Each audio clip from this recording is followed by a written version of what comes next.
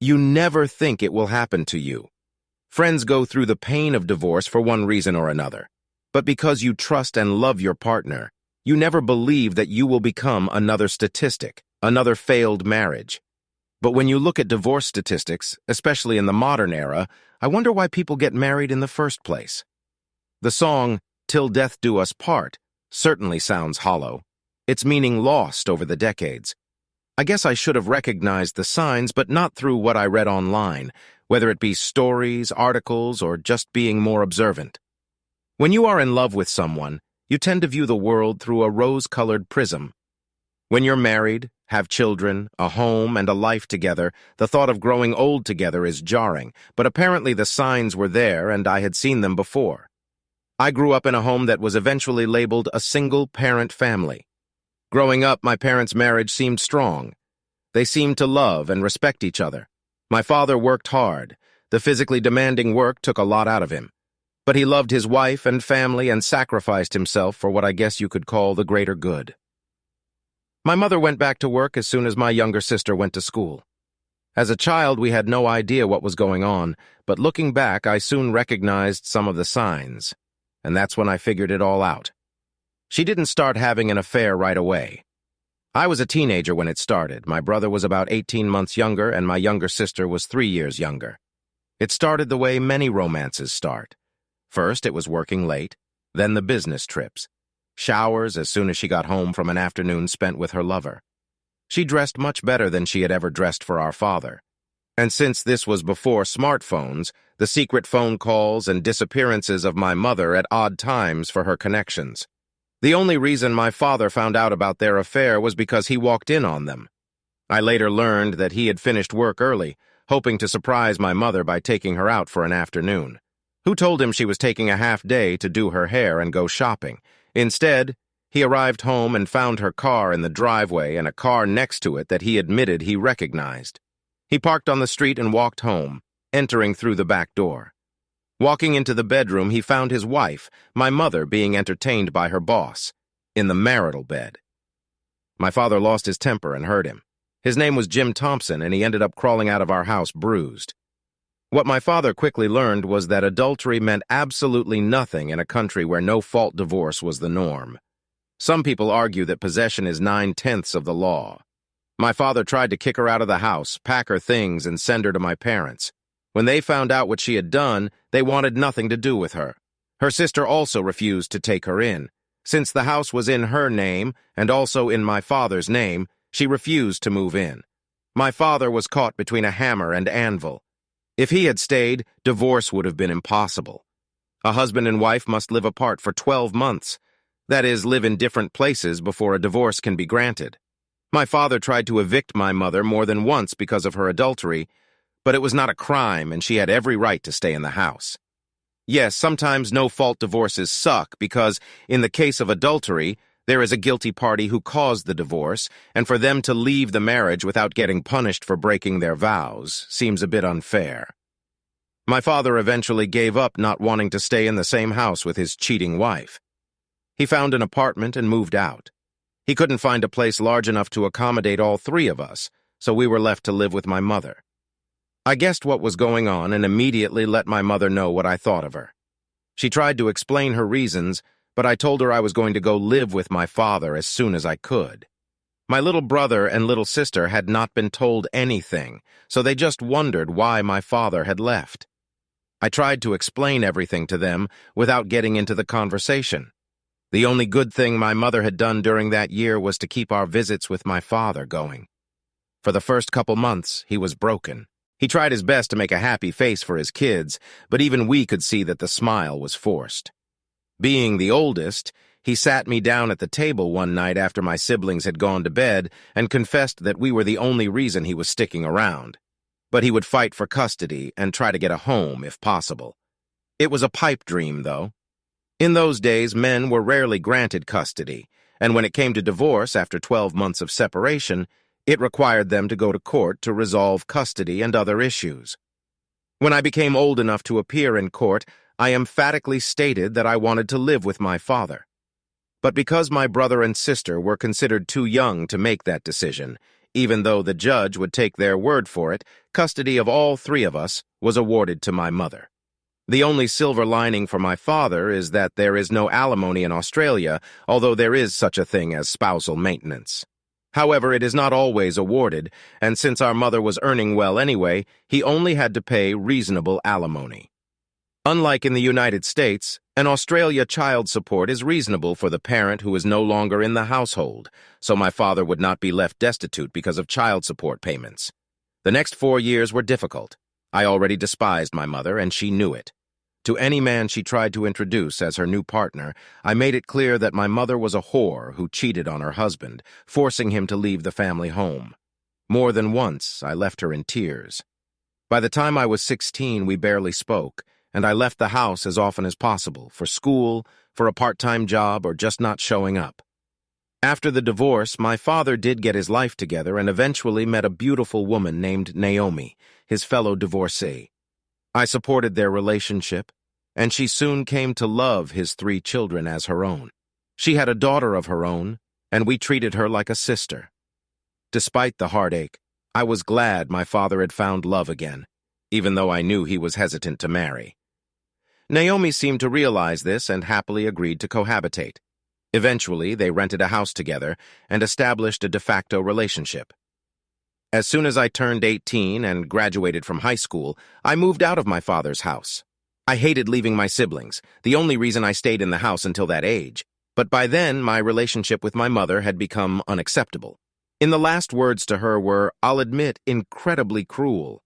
But it was just an explosion of all the negative thoughts I'd been holding inside me since my father had been forced to leave home, simply because he didn't want to stay married to a cheating horror. Despite the collapse of our relationship, she still sobbed as I packed my car on the day I left. I hugged my brother and sister, assuring them that I would be there for them and would not forget them, and then took one last look at my mother. The experience with my mother made me wary when it came to dealing with women.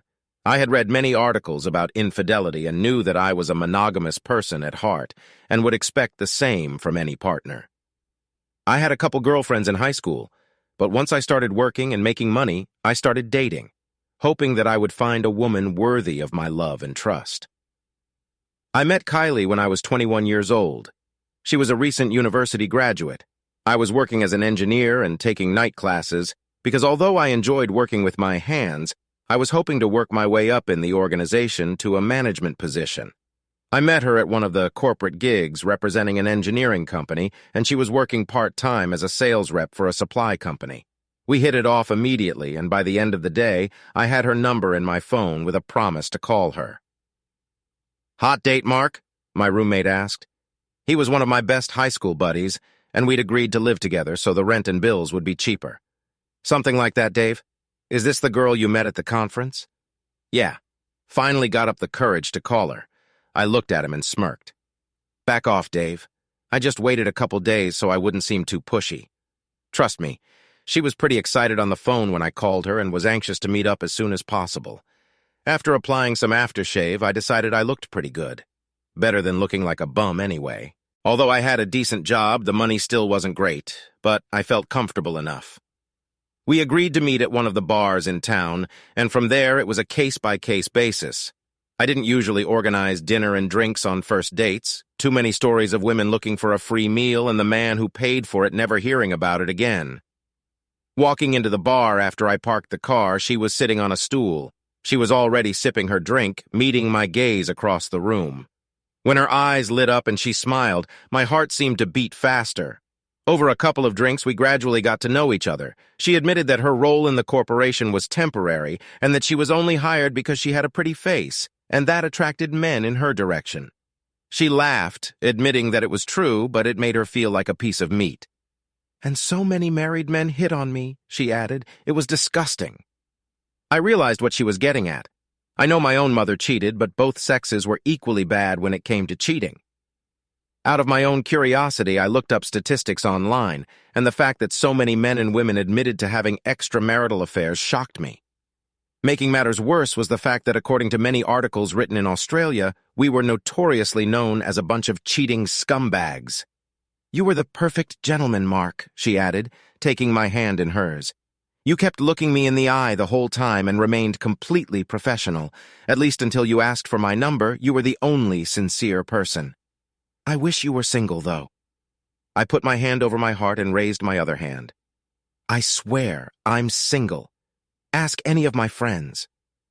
She smiled and took my hand again. Good, because I have a good feeling about you. I've already been hurt. We agreed to take things slow. The first couple of weeks we met for coffee or drinks. At the end of the third night over drinks, we had our first kiss. By then, she already knew about my parents' relationship. She hugged me tightly, and for some reason I felt better in my heart. When we kissed, I immediately knew it was the right thing to do. When I met her gaze, I sensed she was thinking the same thing. Drinks turned into dinner. A week later, she returned to the apartment I shared with Dave. He had a girlfriend of his own and spent most of his time at her place. Thankfully, he wasn't there. After one last drink together, I took her hand and we made love for the first time. A month later, she confessed her love to me. I reciprocated and things went on from there. Once she found a steady job, we started talking about serious things like living together, buying a house, marriage, and then children. By this point, even though what had happened to my father was on my mind, Kylie had already won my heart, and that was all that mattered. She was a pleasure to be around, and she admitted that she wanted to be a wife and mother above all else. Before we got married, we agreed to buy a house together. Fortunately, this was before the housing boom that was sweeping Australia, especially Sydney. However, due to lack of employment and a bad credit history, which she told me about, she could not co-borrow on the mortgage. I couldn't afford such a mortgage myself, nor would any bank offer it to me on my own. So my father suggested I become a co-borrower so that his salary would supplement my own. I had no idea how much it would save my ass in the future. But at the moment, Kylie was very grateful to him and almost wept when he told her she was just another daughter. At the same time, her parents absolutely loved me, so when I popped the question just 3 months after moving into our new home, everyone was thrilled when we announced our engagement and wedding date. Marrying Kylie was the best day of my life up to that point. I married the woman I thought I was my soulmate, and she often told me I was hers. Walking down the aisle towards her, I was probably grinning like a fool. She started giggling when I took her hand, and we were both happy that we had finally committed to each other. It wasn't a church wedding, it was in a park with a marquee nearby to hold the reception. Our honeymoon lasted a week on an island in the Pacific. Sun, sea, sand. Not surprisingly, we found out that was when she became pregnant with our first child. She gave birth to a beautiful baby girl, 9 months after our honeymoon, and was ready for another child, 6 months after giving birth. 18 months later, she gave birth to our son. 3 months later, we decided that 2 was enough. We both had what we wanted. To my surprise, she didn't want me to have surgery in case we changed our minds, and she didn't want her tubes tied either. She just agreed to go back on birth control since it had never bothered her before and life went on as usual. She was a housewife and mother until both children went to school. As soon as our son went to school, she resumed working but kept her work hours to school hours until both children went to middle school. Only then did she return to full-time employment. By the time we were both 45, I was already working as a regional manager for a national network of engineering companies. I traveled often but rarely stayed home more than one night. Kylie had a career in real estate and ran her own office, although she occasionally traveled to the main office in the CBD. Our daughter Charlotte left home to live with her boyfriend. He was a lovely young man who was already committed to her. I assumed wedding bells were looming on the horizon. Our son, Stephen, was still in university and living in an apartment near campus. I was aware of his various interests, but Kylie and I supported him regardless of his life choices. By this time, we had been married for over 20 years. I felt like we still loved each other, just like the day we exchanged vows. I never took my eyes off him. Putting my hand on my heart, I could look at another woman, but I never thought about doing anything since I had given my heart to Kylie and didn't want to break that trust. But I couldn't help myself. What happened to my father was always in the back of my mind. I should have known better. I should have seen the signs. But when I finally realized the truth, I knew I had to take certain steps to prepare for the inevitable. You just never think it will happen to you. You think she's cheating on you? Asked Dave, hearing the surprise in his tone. Buddy, she loves you to death. Why on earth? I was blind, Dave. I thought that once Steve left home, our relationship would go back to the way it was, but I'm starting to notice that she's acting the way my mother acted with my father. Just thinking about that slut made my blood boil. I had hardly seen her in the last 20 years. She had been present at my wedding, but only because of my father's intervention. He'd married Naomi by then and had long since retired. He told me to be a better man and invite her. I didn't have to invite her, but not inviting her would make me look like the bad guy. I gritted my teeth and sent her the invitation. Other than texting her about her grandchildren whom she rarely got to visit, I had nothing to do with her. Kylie knew this and never insisted on having any kind of relationship with her either. So what are you going to do? Gather all the evidence I can, and if she's cheating on me, just leave her. How will you do that? I have ways and means. The last few months, she's been more secretive than usual. I should have noticed it sooner. It's my own fault, but it's what I got for trusting her. By the time I realized what was happening, it was too late to stop, so I prepared for the inevitable. Monday morning, I have a meeting with a private investigator. All I want to know is if she's been doing dirty deeds. I don't need photos and videos, though anything that will help my case. Too bad you can't get a divorce in this damn country on the grounds of adultery. That's true, but a man can defend himself if he's smart and defends himself early enough. Fortunately, she waited until the kids were out of the house before she cheated. And there are one or two things she's forgotten about in our lives that could turn the situation in my favor. He patted my shoulder. I'm sorry, buddy, I really am. I sipped my beer. Me too. The thing is, until I get confirmation, I can't stop loving her. Maybe it's just my suspicious mind. Maybe I'm just a jealous bastard. But the signs are there, buddy. I wasn't paying attention until I finally realized what was going on. The next morning, I drove to my father's house. Naomi greeted me as she always did, asking if she could sit with him while I explained the situation. I must have had that look on my face because even though it was only 10 a.m., he put a bottle of beer in my hand and told me to take my time before he started. I smiled as he took Naomi's hand. They still loved each other as much as they did on their wedding day. The actual relationship didn't last long before my father wanted her to be his wife. I think Kylie is having an affair. Naomi sighed. My father muttered, "Shit, not again. I'll hire a private investigator on Monday." But all the signs are there, Dad. The same signs you told me about Mom. All the signs you told me about. If she's cheating, she must have read a book on how to get away with it. But once I pulled my head out of my ass. And what do you want me to do? I grinned. Naomi giggled as I'm sure the smile was not a pleasant one. Daddy, I'm going to give my house to you. Remember when you signed the mortgage agreement years ago? Kylie never put her name on the contract. Legally, you and I own the property. And when I'm gone, she will be considered nothing more than a tenant. I'm selling you the house as a gift by simply removing my name from the deed. Under state and federal law, I can do it for free. Then what do? I sign a month-to-month lease with you. Once I dissolve our marriage, if it comes to that, you can settle things with Kylie. While she will have some tenant rights, since she has been living in this house for a long time, we will go over how you can legally evict her if necessary by court order. Unfortunately, because of the plan I have in my head, I won't be around. Have you thought this through, Mark? Inquired Naomi. Kylie and I discussed monogamy and fidelity before we got married. She knows about my mother. I warned her that if she ever cheated on me, I wouldn't forgive her. I don't care if it's once or 100 times. If you sleep with someone else, you're breaking our vows, which means you're breaking the prenup. At least with this, no fault crap. I can walk away easily, and I won't have to pay her a dime. No alimony since they don't live at home. And no spousal support since she makes as much as I do. Thank God we don't have these damn alimony laws like some states. Screw giving some cheating bitch a portion of my paycheck just because she can't keep her legs closed.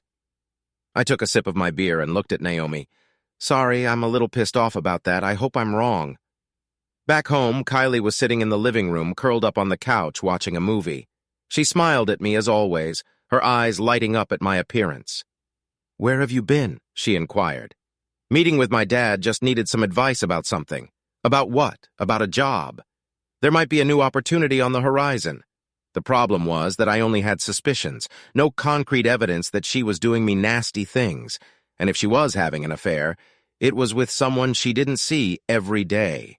I knew that the day the girls' nights out would start out of the blue would be one of the straws that broke the camel's back. But so far, nothing like that had happened. There were times she'd stay late at work, but I had enough of that. If she was suspicious, she'd think I was cheating on her on those rare nights I worked late. Going to bed, she snuggled up to me as always and whispered how much she loved me. It hurt me to think that she was lying to me. Maybe she loved me, but she needed something or someone new. If so, we would get divorced and she could get a new guy. I've read fictional stories about wives who for some reason turned into huge sluts and did terrible things. The thought of my beautiful wife participating in such things almost gave me a gag reflex. Until I had proof, I had to trust her. It was the old adage, trust, but verify. So when I whispered back that I loved her, I still meant it. But the thought of her breaking our vows was too unbearable at times. The next day was Monday. I went to work first. Every morning we had breakfast together, then I brushed my teeth. It was exactly the same that morning. Her eyes were shining as she told me she loved me and wished me a good day. I almost felt guilty knowing that at lunchtime I would be meeting with a private investigator ready to set up surveillance on my wife because I believed she was cheating on me after 20 years of what I thought was a happy marriage. I was a little surprised to be greeted by a woman. I expected to see an ex-cop with a dislike of women dressed in a trench coat and fedora. I guess I watched too many old movies. She noticed my surprise and, smiling, explained the process. What was being offered and how much it would cost. Will she notice the money moving around? No, we have separate accounts, but there is a joint account where we pay bills and other household things. What makes you think she's having an affair? I explained what I had seen my mother do, then what my father discovered, which my mother then admitted, and then explained the current situation. How is your sex life going? She finally asked. Once my son left home, it was cool, but about 6 months ago, it slowed down again. I thought it was just us putting it out of our minds. To tell you the truth, I'd have intimacy with my wife every damn night if I could. Just because I'm 45 doesn't mean I'm not interested in it anymore. Have you noticed changes in her behavior? Yes, they're barely noticeable, but they're there. You know the term red flags? She nodded and I grinned. Not quite enough for a communist parade, but enough red flags to make me uneasy and suspicious. She explained what they had to offer. These include phone tapping, video surveillance, identity tracking, and all sorts of activities, some of which she admitted might not stand up to scrutiny, meaning they would be considered somewhat illegal. I had to explain that it wasn't a permanent affair unless my head was buried in the sand. I had no idea if she was seeing someone on her lunch break, working late, or just occasionally hooking up when she just wanted some other feeling. I had to admit that I just didn't know and wanted to know the truth. I was given some time to think about it and was informed that I would call on Friday to begin surveillance starting early the following week. It was hard to give up sex with my wife. I still didn't know the truth, but the thought of sharing her with one or more men now made me completely uncomfortable. I could have pretended to be sick, but I told the truth. I just wasn't interested. I know what upset her when I rejected her advances. Eventually, she asked if I was stressed about work. I was preoccupied with something, so I guess her curiosity was satisfied. She snuggled up to me as always and whispered that she loved me. I called Wednesday and asked them to start immediately.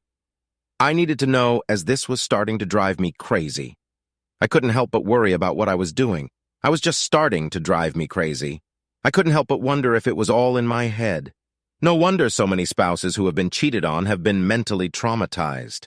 In the end, although I paid for their services and they found the evidence, it only took a month of fighting back for my wife to finally show herself in all her glory.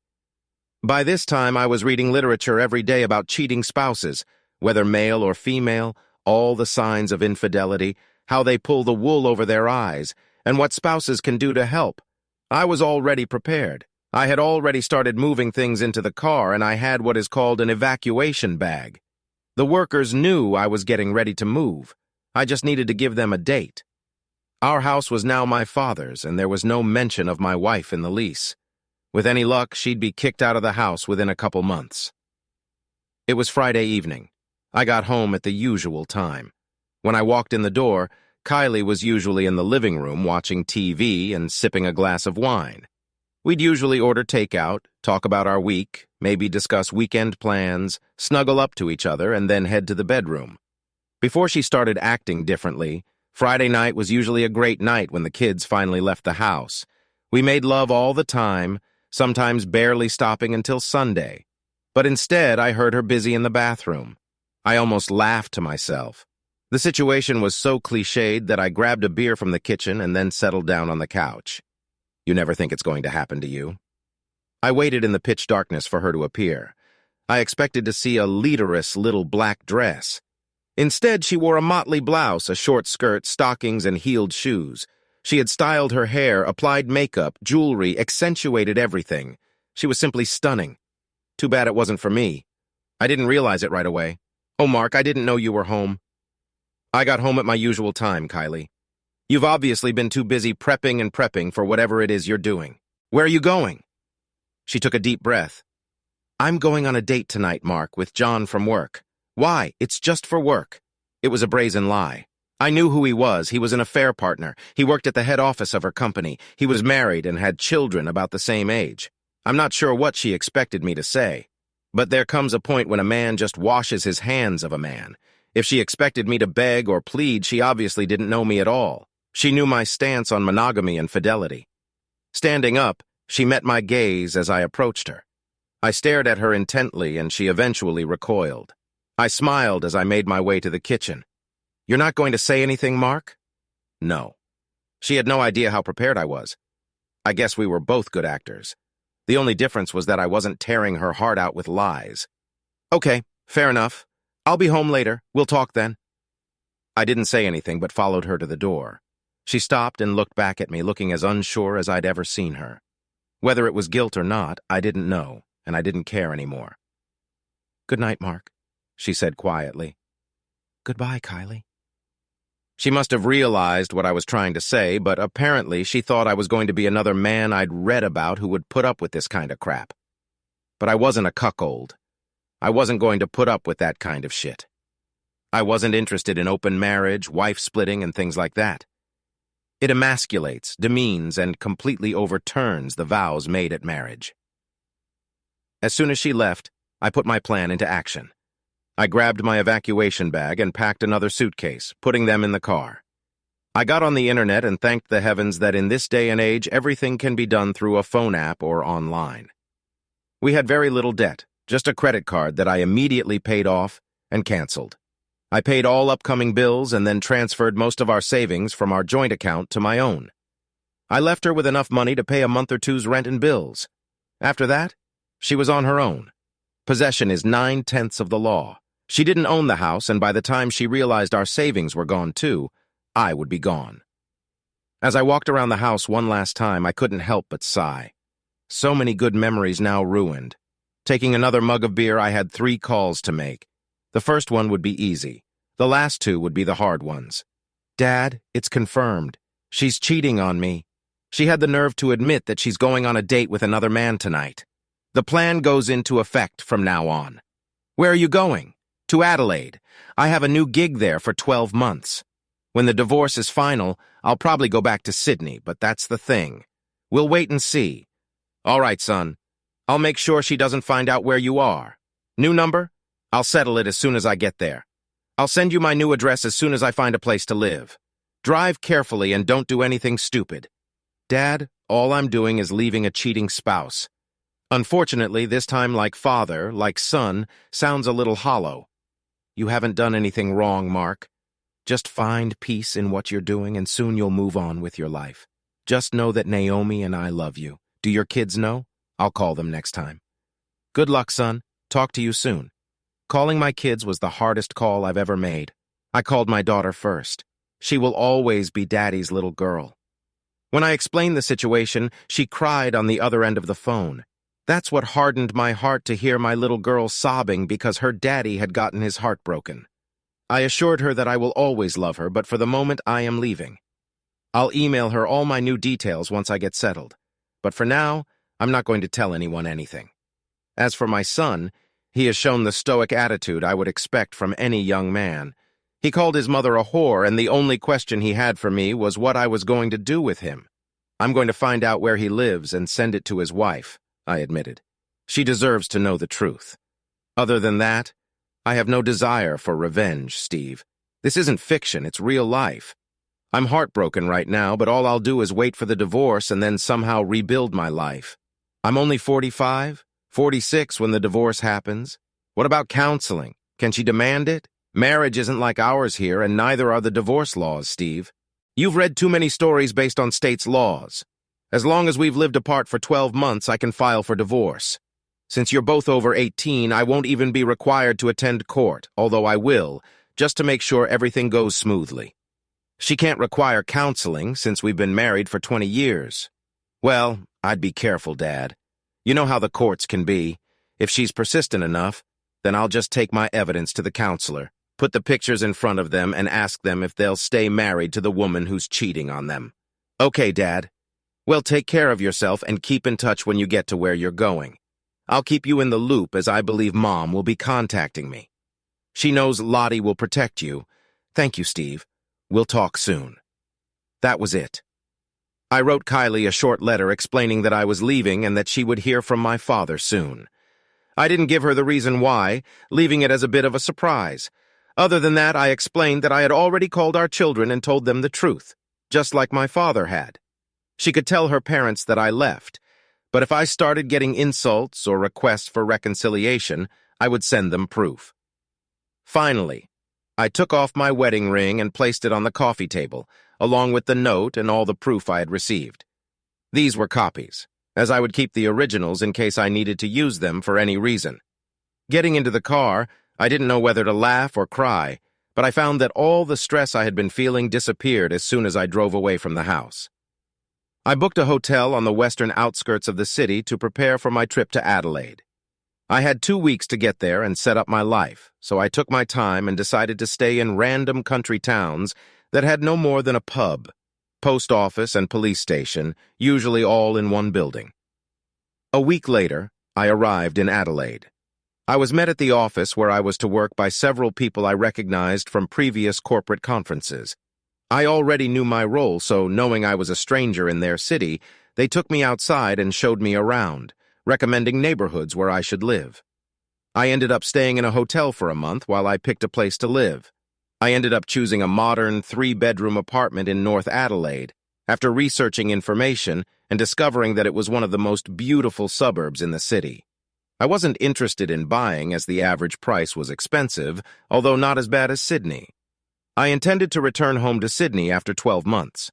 As soon as I moved and changed my room, I informed my father, siblings, and children of the change in my circumstances.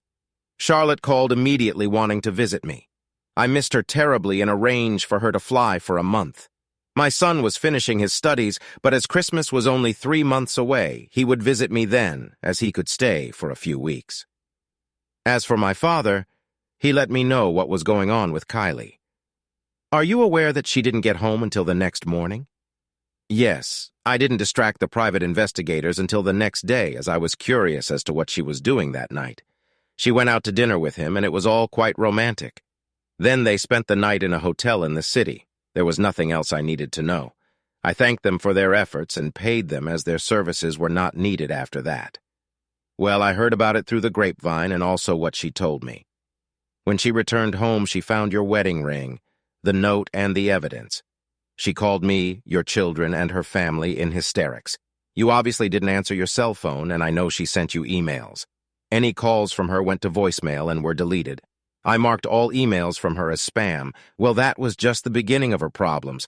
A week later, I showed up on her doorstep and showed her the lease we signed. Then I showed her the paperwork that you had gifted me the house. Her face turned pale as she realized it was all quite legal. I gave her 3 months to find a suitable place to live. And if she doesn't leave, I'll have the police evict her. She's still living there, but I know she wants to move out. Has she asked about me? Of course. She asked about your family, your children, your friends, even where you work. She's guilt for throwing away 20 years of our life together. Has she explained to anyone why? Not really. She's sorry, of course, but I heard the same thing from your mother. She was sorry she got caught, not sorry she cheated on me. Cheaters always live in a fantasy world where they believe they are doing nothing wrong. The usual nonsense is that it was just sex. I never cheated on my wife for just sex. I was a child. By the time I was in my 30s and 40s, I was getting plenty of proposals. But I loved my wife, and I wouldn't dare back down from my vows. I got a second chance with Naomi, Mark. Give yourself time to heal, mourn your marriage, and when you're ready, open your heart to someone else. There are millions of good women in the world, Mark. Thanks, Dad. I'm your son. Take care of yourself. Work helped me distract myself. I ended up traveling around the state of South Australia, visiting various stores and suppliers, and carving out time on the weekends to explore some of the region, particularly the Barossa Valley. I found that divorce had made me a tough negotiator, unwilling to concede an inch unless it benefited my company. At least my bosses were happy with my performance at work and were already talking in my ear about staying in Adelaide for good. My daughter visited me a month after I moved into the apartment. While waiting for her at the airport, she screamed, "Daddy!" and rushed to me. I hugged her tightly, spun her around, and she immediately cried, whispering how much I loved her back, and that once this was over, I would be home again for good. She spent a week with me, and even though I was working, I spent most of my time at home. But whenever I had a spare moment, we chatted about anything that came to mind. She informed me that her mother had been flooding her with cold, and the calls trying to explain her side of the story. Although I didn't want to show her the proof, I had a printed report that I finally gave in and showed her. By the time she stopped reading, she was in floods of tears and almost bellowed how much she hated her mother. This was not my intention, but despite my assurances that her mother still loved her, I had a bad feeling that it would take her a long time to forgive her mother, if she ever forgave her at all. The day she left hurt us both, as I knew she wanted to stay with me just to keep me company. I hugged her for what seemed like hours before she needed to leave. In the months that my marriage fell apart, I never shed a tear. I was angry about it, but not upset. I'm not ashamed to admit that I cried for a few minutes in the car as my daughter drove away. It made me realize that I was feeling pretty lonely. But at the same time, her visit revitalized me. I talked to her every night. My son called me at least once every couple days. My siblings knew what had happened, and my younger sister promised to visit me as soon as she could. My father kept me informed of all the happenings. Even the guys from my old office in Sydney seemed to be aware of some of the events, but usually called just to chat and laugh. It was 6 weeks before Christmas when lightning struck again. I strolled through the aisles of the nearest supermarket, writhing in boredom. Kylie and I always went grocery shopping together. We laughed at each other, acting goofy, and it was always an enjoyable activity. I reached for a bottle of salad dressing, not noticing the woman reaching for the same bottle. Her hands collided and we both turned and stared at each other. I'm pretty sure my jaw dropped slightly and her cheeks immediately colored. "I'm sorry," I said. "No, it's my fault. I didn't notice you. Please take the bottle. I can get something else." "I can't take it. It's the last one." I don't know where I got the confidence in what I said next. "Tell you what, you'll take the bottle if you have coffee with me afterward." I had no idea who she was or what her name was or anything else, but that touch lit a spark in me, and just the sheer beauty of her face made me want to get to know her better. I held out my hand. "I'm Mark." She smiled, taking my hand and feeling how soft her skin was. "I'm Jennifer. Do you often pick up women in supermarkets, Mark?" "No, you're the first. And you're sure I'm not married? If you're not, I'll withdraw my invitation. If yes, I hope you'll say yes." She was a brunette with hair almost to her shoulders.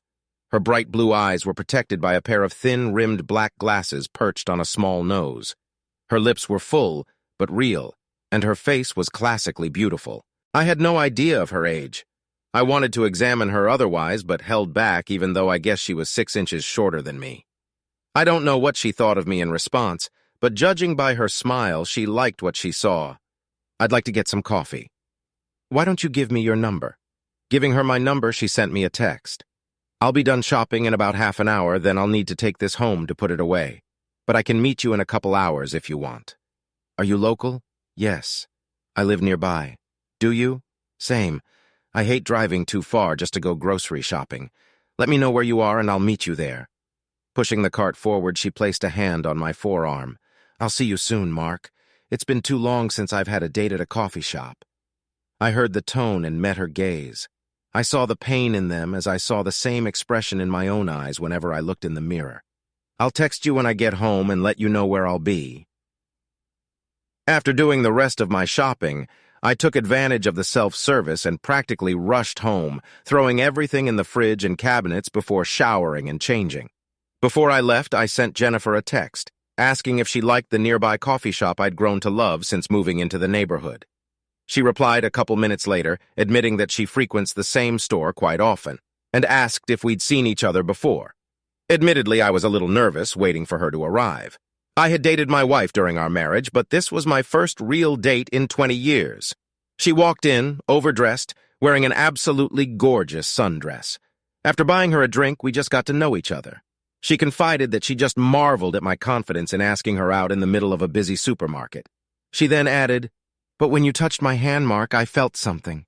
So it wasn't just me?" She blushed, but nodded. "No, I often read about things like that, but I think it's just fantasy." She held out her hand to me, and we smiled as I closed my palm around hers. "I just felt it again," she whispered. "Definitely felt it from my side." We didn't get too deep into the story, not on a first date. I recognized her name. She was single, and she smiled as she showed me her left hand, though it was obvious there had once been a ring on the third finger. She worked as a kindergarten teacher, but she had no children of her own. She lived alone in a small apartment. She had a few close friends.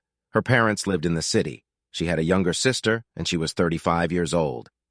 "Oh," I said, 45. I don't care how old you are, Mark. All I care about is what kind of man you are." When she said that, I had to admit that I had broken up with my wife. Noticing the nervous look on her face, I sighed and asked if she wanted another drink, as some explanation would be required. I didn't want to tell her everything on our first meeting, but if it was necessary, she made me smile by saying, "No, Mark, I trust you for now. I can see that you're in pain. Is it that obvious?" I saw the same look in the mirror when he broke my heart. She took my hand again and squeezed it.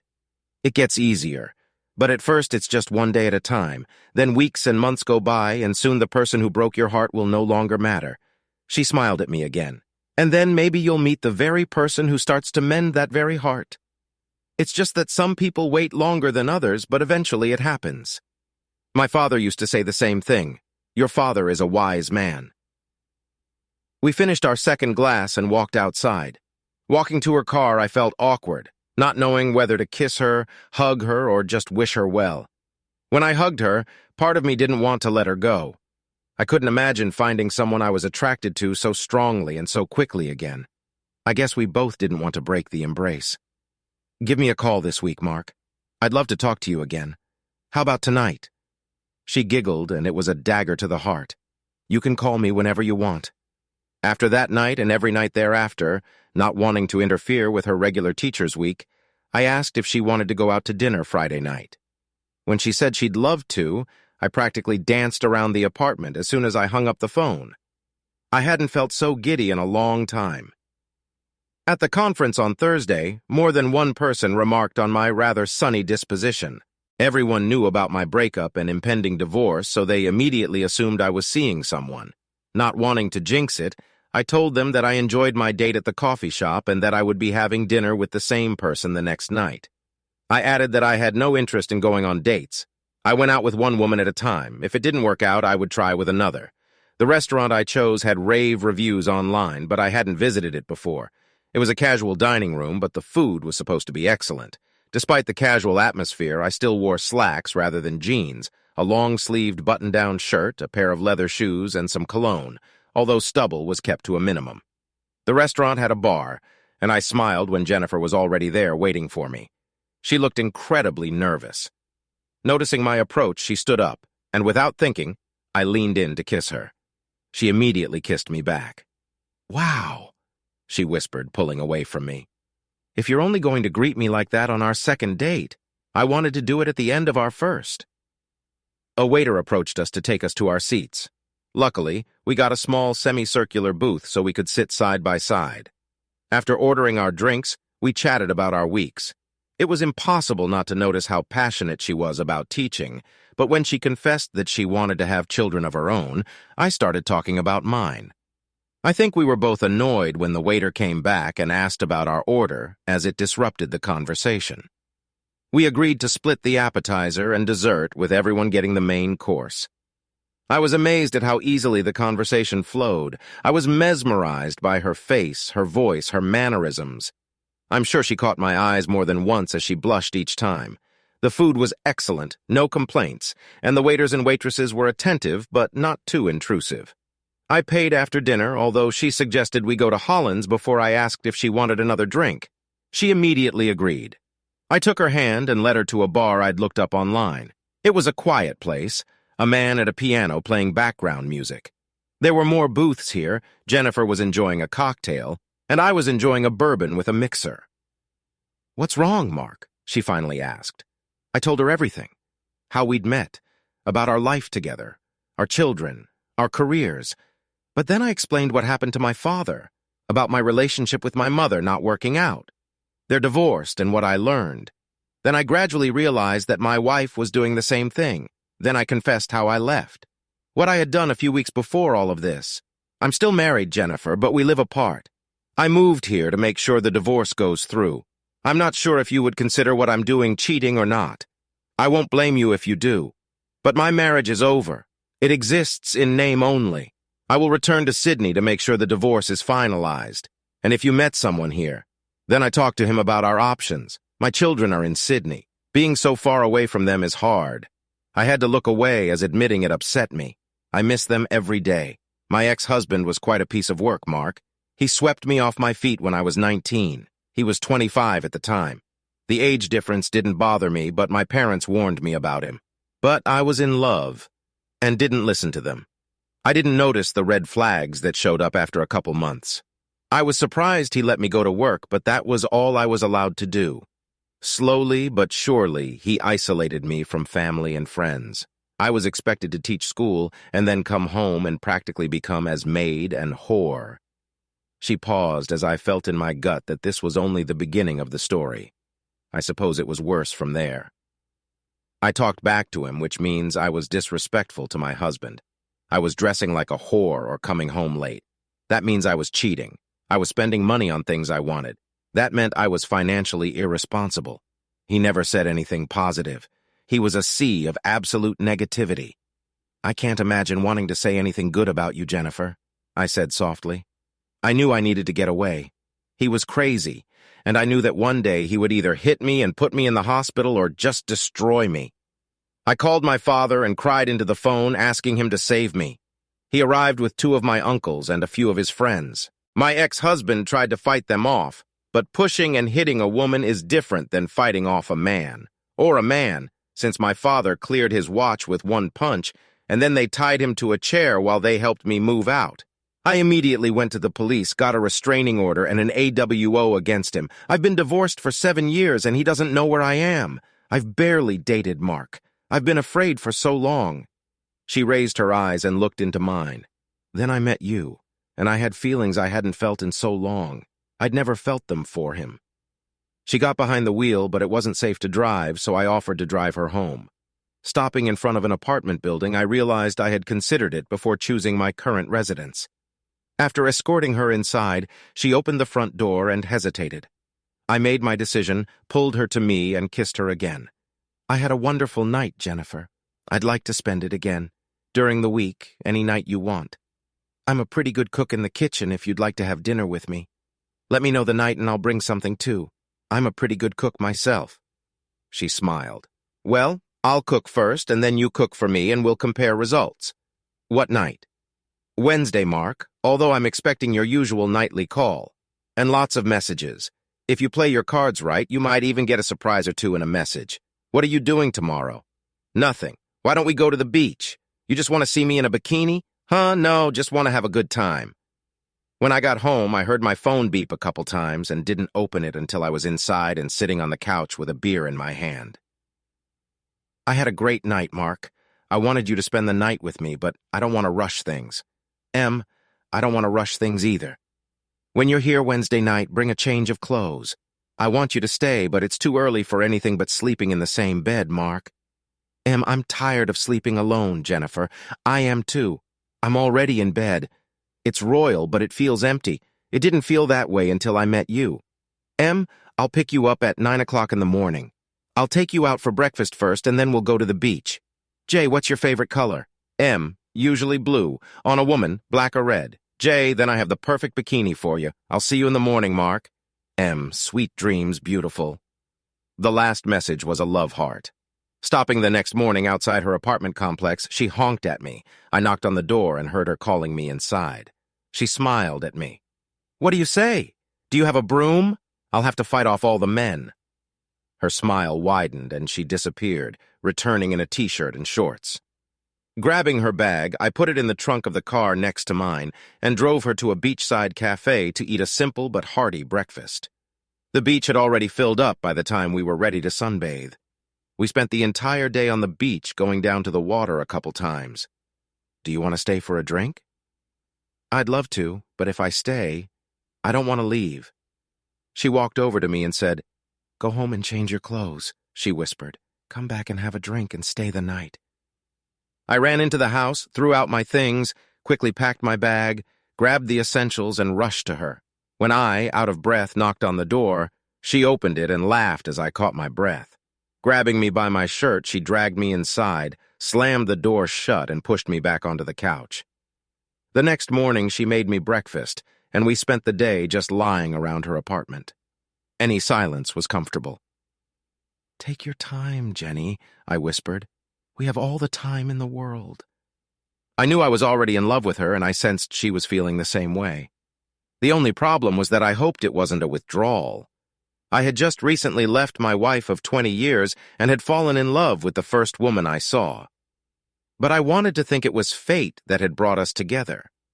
There was a reason we ended up at the supermarket that day. We didn't text constantly during the day because she was busy teaching, but we talked every night. The guys at work knew I was now seeing someone, and I let my family in Sydney know I had met someone special. My dad called and kept me up to date with Kylie. Apparently, she was on the verge of moving out. She was still trying to find me, but no one would tell her anything.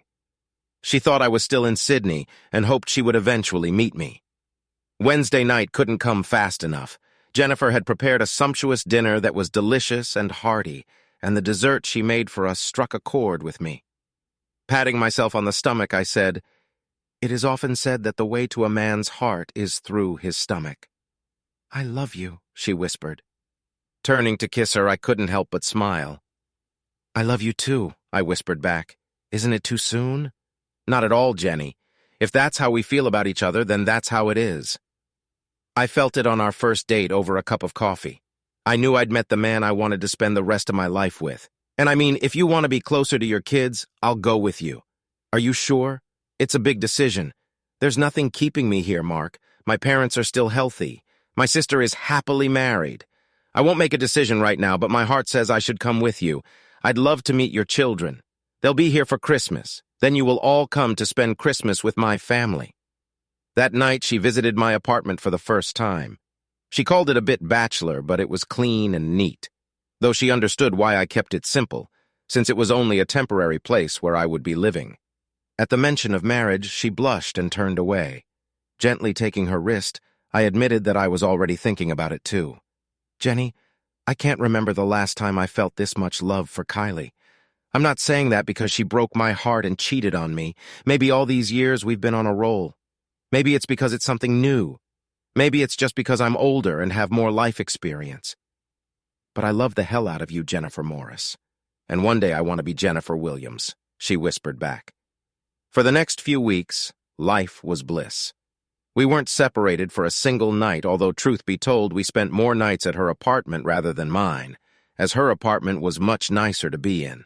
She spoke to my father on the phone more than once, and I kept my kids in the loop, but they didn't want to talk until they met her in person. After calling my son the week before Christmas, I had to ask about his mother and what she was doing. I told her I wouldn't be here for Christmas. I think she guessed you weren't in Sydney. Lottie hates her daddy. I mean pure hatred. She's spoken to her once since you left, and since that phone call, she's practically stopped talking to her. I talked to your sister last night. She'll be here in a couple days. What about Grandpa and Naomi? I'll talk to them when I get back to Sydney. Jenny will probably come with me. We'll need to get her a job and buy a place as close as possible so she doesn't have to commute. Are you sure you don't want to stay there, Dad? Lottie and I have been talking, and we're both considering moving there to be closer to you. I know your sister is thinking about it too. Jennifer listened and took my hand, squeezing it. Are you sure about this, Steve? You're going to leave behind all your friends and family. You're more important, Dad. Trust me, when Lottie gets here in a couple days, she'll be sure to mention it, and her husband will be in favor of it too. He hates living in Sydney. I glanced at Jennifer, unable to hide my surprise. I'll still need to go back to make sure the divorce goes through. Don't make any hasty decisions, Steve. I know how it sounds, but my decision to leave your mother the way I did was planned in advance. Oh, I'm more than aware of that, Dad. As far as I'm concerned, to hell with her. She's still trying to convince people that she didn't do anything wrong and that it was your own fault for leaving. Jennifer came with me to the airport the day my daughter arrived. She took her husband Tom with her, but as soon as Charlotte saw me, she dropped her things and ran to me. It was like those days when I used to pick her up from school and she was so happy to see me. She cried again for a few minutes, and when I introduced her to Jennifer, both of them were soon in tears. I looked over to Tom and shrugged helplessly. The next day, my son surprised me by knocking on my apartment door. "Daddy," he exclaimed, and we hugged. The bastard gave me a big hug, and we both had to wipe our cheeks as I let him inside to introduce Jennifer. "Well, at least he looks a lot like you," she said. I knew what she meant, but I'd already done the DNA test. Kylie hadn't cheated on me this early in our relationship, but I still needed reassurance. Later that morning, I drove the 5 of us to Jennifer's parents' house. The trunk was full of gifts, and I dropped them all off. Her mother fell in love with my daughter in 2 minutes, and my son, I'm sure, was accepted by them as one of their own grandchildren, just as they accepted me as their son. I called my father through an online video service so we could exchange Christmas wishes. My brother, his wife, my sister, and her husband and their children celebrated Christmas with him. Kylie had long since left our former home and moved him with her parents. The news that surprised me was that her affair partner was kicked out of the house by his wife, who used evidence to get him fired for gross misconduct. Apparently, my wife was holding on to her job literally by a thread, but was demoted, and also lost several mutual friends who couldn't forgive her for cheating on me. It was a great day. My kids took tons of pictures for their social media accounts. I had long since lost interest in such things, considering them a waste of time, but soon I started getting messages from a few old friends who contacted my dad, asking if he knew my number.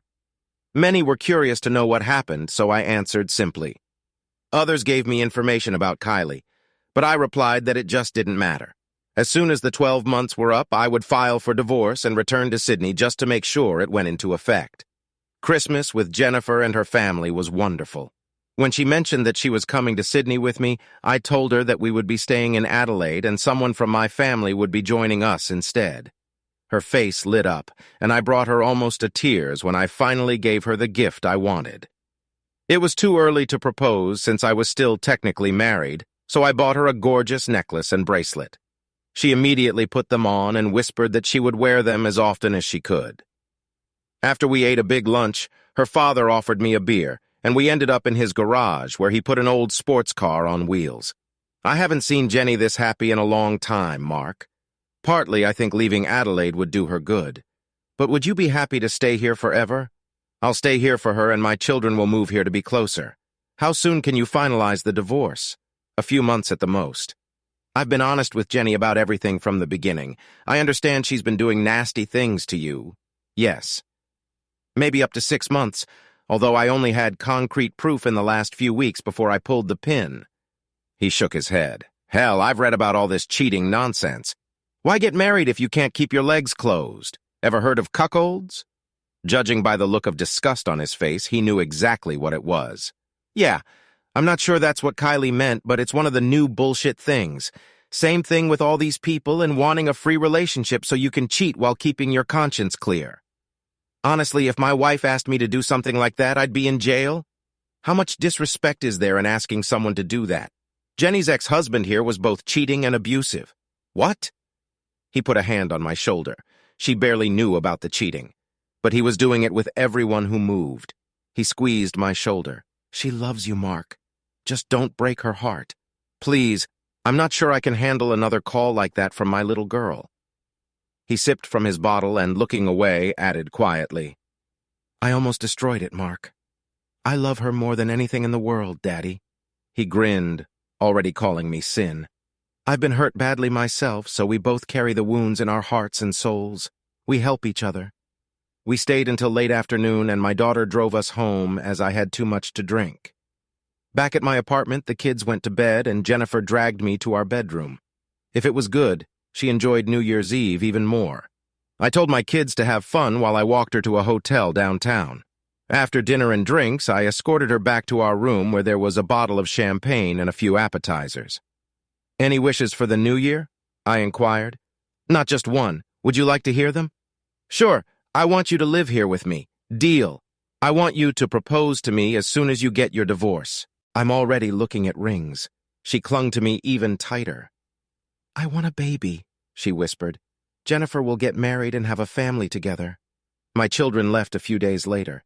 I was reluctant to let them go, but once I explained that I would probably stay and adulate if they wanted to join me, they promised to start exploring their options. I called my father and told him the same thing. He said I had to make the best choice for myself, but he was happy where he was with Naomi, but he would of course visit me when he could. The next few months passed in bliss. Eventually, I applied for an apartment lease and moved in with Jennifer.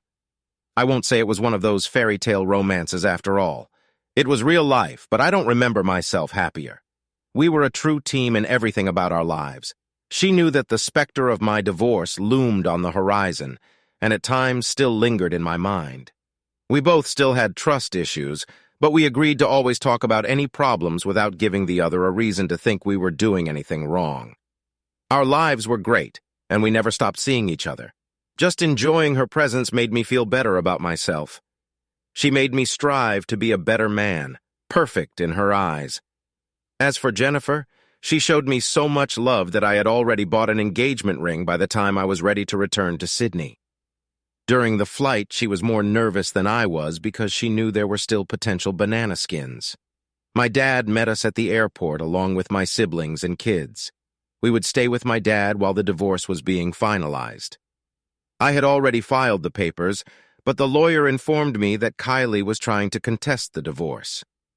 Sitting with Jennifer in his office, I was shocked that she was even trying to prevent it. "I haven't seen her in 12 months, I stated. "I followed the letter of the law. I can even prove that I have lived in Adelaide for the last year, and she has not lived with me during that time. What's more, we haven't been in touch at all." "That's true, but she can still argue that," he replied. "No judge will listen to her arguments, and no counseling will be forced." "I assume Jennifer is your partner?" "Kylie cheated on me. That's the original reason. Now I have a more compelling reason to divorce her. Once we're divorced, I'll propose to Jenny and we'll get married as soon as possible. We plan to have children after the divorce," Jennifer added. "Okay, I'll talk to her lawyer and find out what she wants. There's really not much she can do, but a smart lawyer will be able to fight it." 3 days later, I heard from my attorney. Kylie would sign her name to the divorce agreement, so the petition would be joint, and therefore the case would proceed without delay if I agreed to talk to her one last time. I discussed this with Jennifer, who supported me whatever I chose to do. My attorney suggested that I just talk to her to get things settled. My father agreed. "You're with Jennifer now, son," he stated. "You're getting married, starting a new family, and your kids will be with you in Adelaide soon. Are you still angry with her?" "Not really. I've gotten over it. I guess you haven't. It's her own fault, and I understand why I don't want to see her, but let her speak her mind and then just put it all behind you." "Okay, I'll talk to my lawyer and he'll sort it out." The very next week we found ourselves in court. My lawyer explained that once the meeting was finalized and she signed the papers, the judge would be ready to sign off on our divorce, and I would be a free man 1 month and 1 day after the judge issued the divorce decree. I hadn't seen Kylie since the night she left for her date. She was waiting in the room when Jennifer and I approached my attorney. He explained that Kylie was inside with her attorney and no one else. Taking Jennifer's hand, I led her and the lawyer into the room. Kylie looked up in shock when she saw that I had entered with another woman. Barely glancing at her, I guided Jennifer to a vacant chair and pulled it out, as always, making sure she was comfortable while I sat down in the chair in the middle, my lawyer to my left. Taking Jennifer's left hand in my right hand, I made our hands rest on the table in full view of everyone. She pulled her chair as close to mine as possible and rested her head on my shoulder. Finally, I looked at Kylie. To be honest, she looked like shit. I'd heard often enough that Kylie's life hadn't been easy since I'd left her. I had no sympathy for her in the slightest. She had made a choice that had cost her everything. She had no contact with her daughter at all. Our son barely spoke to her at all. My whole family cut off all contact with her. And from what I heard, even her own family was disappointed, but felt they had to accept her once my father kicked her out of the house. Okay, have your say, Kylie, so we can get this divorce over with. I have my own life I'd like to start, and you're in the past where you belong. Who is she? She asked quietly. Who? The woman at your side. That's Jennifer Morris. As soon as our divorce is finalized, I will propose to her, and one day she will be Jennifer Williams. And I will naturally say yes to his proposal because I want nothing more than to be his wife and the mother of his future children. I smiled for a moment, though I didn't take my gaze away from Kylie's eyes. As soon as she says yes, we'll organize a simple wedding ceremony. With any luck, by the time we're married, she'll be carrying our child. I knew it hurt to hear all this. I still knew my soon-to-be ex-wife, and the pain in her eyes was real. You recovered very quickly, she stated. I wasn't the one who cheated, Kylie. It was you. I remember leaving evidence. You never gave me an explanation. I left that night and you never said anything. You didn't fight for me. I didn't have to fight for you because I was your damn husband. So in the end, you weren't worth fighting for. You cheated on me, Kylie. You showed your true colors after 20 years together. I remember our talks about monogamy and fidelity. I warned you that if you turned out to be like my mother, I wouldn't hesitate to leave. All you've done is make my decision easier. Do you even regret what you did? Don't bother answering that because you don't. You only regret getting caught, not proving that our marriage was nothing but a damn sham, and you're a worthless whore just like my own mother. Her lawyer cleared his throat. I stared at him. Back off if you don't like what I'm saying. She wants to talk, fine. I have the right to speak too. I made a mistake. Treason isn't a mistake. Treason is a series of decisions you made. I don't care if he seduced you or if you went out on purpose.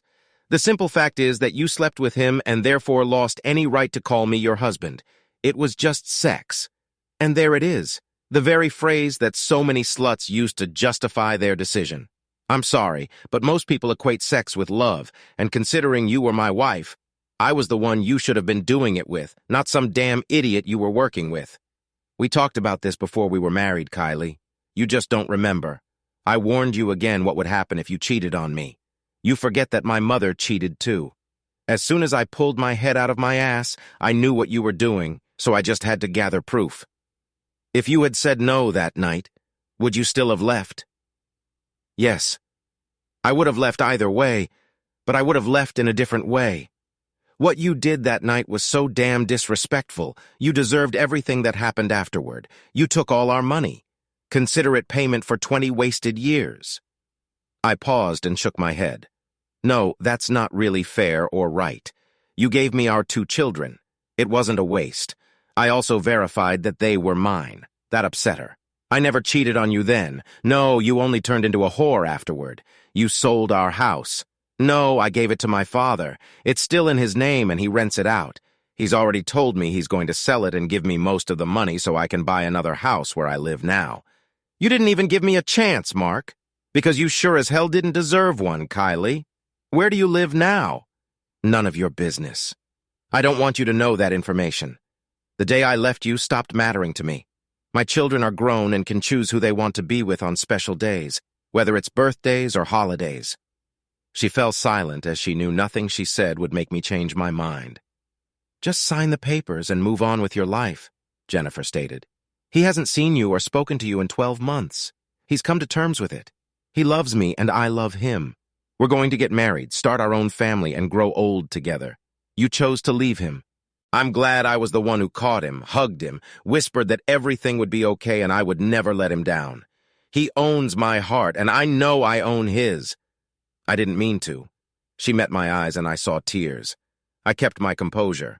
Water fireworks wouldn't work on me this time. I still love you, Mark. Good for you. I don't care, Kylie, I replied coldly. The tone almost made her jump. I don't hate you anymore. Don't let the cold tone fool you. I just don't care about you anymore. You stopped being my problem the day you let another man do this. We sat in silence until her lawyer finally cleared his throat. Kylie, this is clearly going nowhere, her lawyer stated. Just sign the papers and end this farce. He has clearly gone further as he intends to remarry. No judge worth his salt would stand in the way of that. Your marriage is over. Children are grown. You no longer have any property in common. It's over. Do the decent thing, sign the papers, and move on with your lives. He took the papers out of the folder and placed them in front of her, then held out a pen to her. Kylie met my gaze, and that's when she cried. I knew her enough to know she was genuinely upset. Wiping her cheeks, she gingerly took the proper pen with a trembling hand and looked over the papers. At the very bottom, she signed and dated. Is my presence in the courtroom necessary? I asked my attorney. No, Mark. You are free to go. You will receive the divorce decree in the mail. Good. Then we're done. Rising to her feet, Jennifer took my hand, and I led her out of the room. I'm sorry, Mark, I heard her say. I'll always love you. I appreciated the apology, even though it no longer meant anything. It was too little and too late. But as for the last 3 words, I'm pretty sure she still loved me, but I didn't care. The woman I loved was now holding my hand, and in a month and a few days, she would be my bride. Walking outside, my father, Naomi, Steve, and Charlotte were waiting for us at the cafe. Just during to my head, we walked onwards to the nearest pub as I was panting for a drink. After buying a mug each, we sat down at a table and I explained what the conversation was about. They cheered up when I admitted that it was probably more me talking, laying out everything I wanted to say. What did she look like? Inquired Charlotte. Like shit. Definitely looks her age, if not older. Definitely deserved the upgrade, Jennifer whispered in my ear. Did she sign the papers? My father asked. Nodding, we clinked glasses and sipped our beers. I went through the same shit with your mother. I'm sure everything Kylie told you she tried to tell me too. She wasn't trying to blame me, Dad. Mom was accusing you of working too hard. Did she try to justify it? Inquired Stephen. Yeah, the old line. It was just sex. What is it with these promiscuous women claiming it was just sex? Charlotte wondered almost to herself. I married my husband and wouldn't dream of leaving him just for that. If I wanted, I turned to my husband and achieved it. She stopped and blushed, realizing that she had just said that in the presence of her father and grandfather. We exchanged glances and burst into laughter. Well said, girl, well said, exclaimed my father, and those are words to live with. Your grandfather doesn't stand a chance, Naomi declared. And if he needs a little chemical help, he knows there are other things he can use. Naomi, that's my grandfather, exclaimed Charlotte. He's not dead and neither am I. I'm 65 years old and still more than capable, objected Naomi. Your grandfather met me at the right age, but once we were together, we made a promise to be good to each other. We both had failed marriages due to infidelity. I'm just glad it's almost over, I admit it. I don't like being another divorcee, but like I said in the room, infidelity is unforgivable. Fair play to those who choose to make a relationship work. Perhaps if you kids were 10 years younger, I would have felt trapped.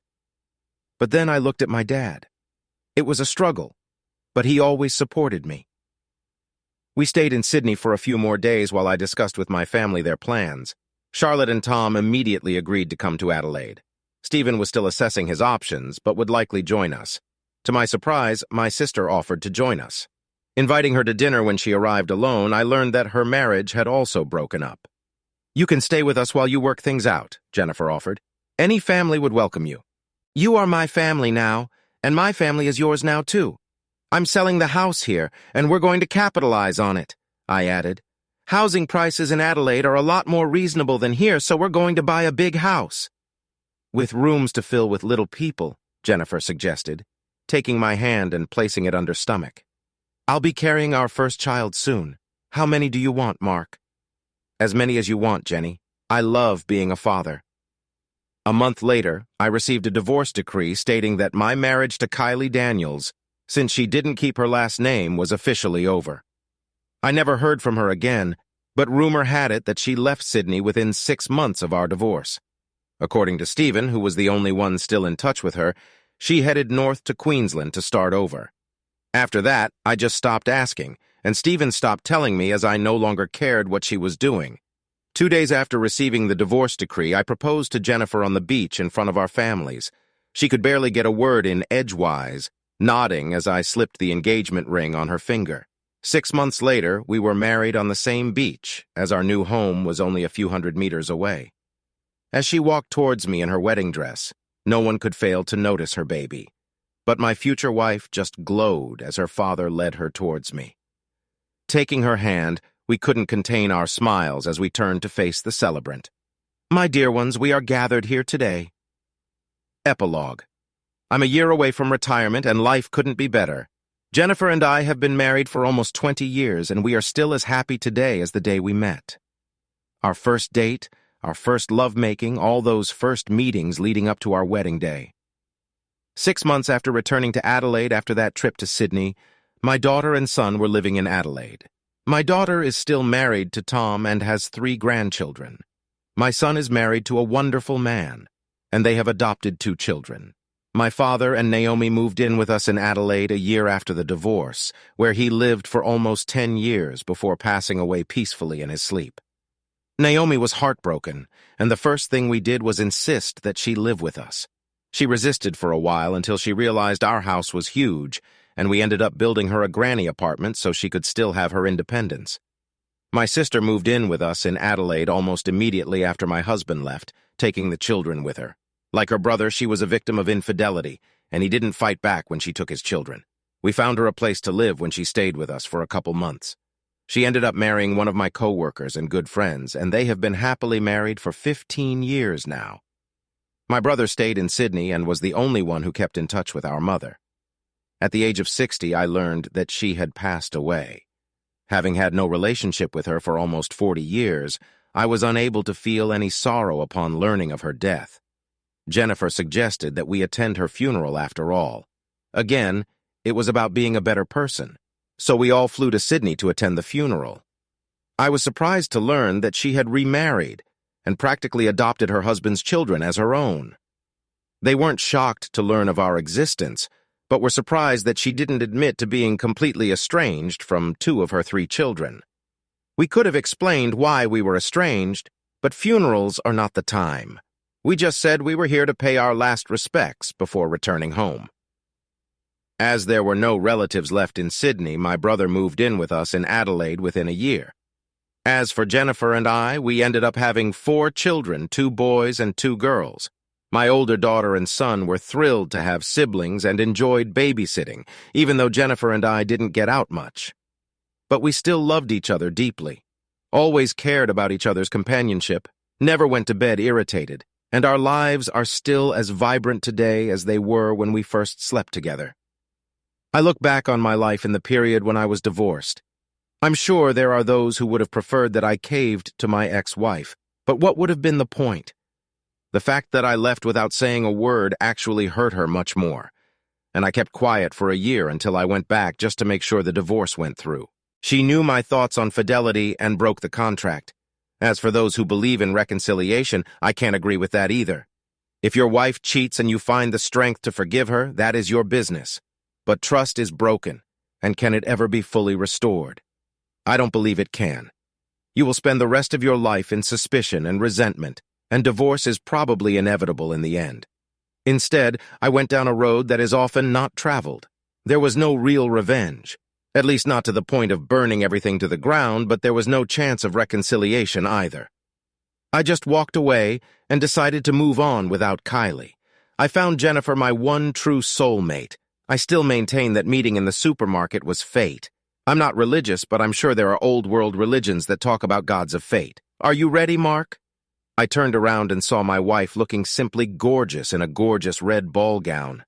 I see you still have the old magic. Any word on the children? They are either on their way or preparing to leave. And the youngsters? They'll do just fine without us for one evening, unless they burn the place to the ground. So we have time to fool around? Of course. I love you, husband. I love you, wife. Many more years of happiness? I hope so. I'll tell the kids we're not staying long. They'll know why. And? And thanks for watching. I hope you enjoyed it. So subscribe to my channel and watch the next video.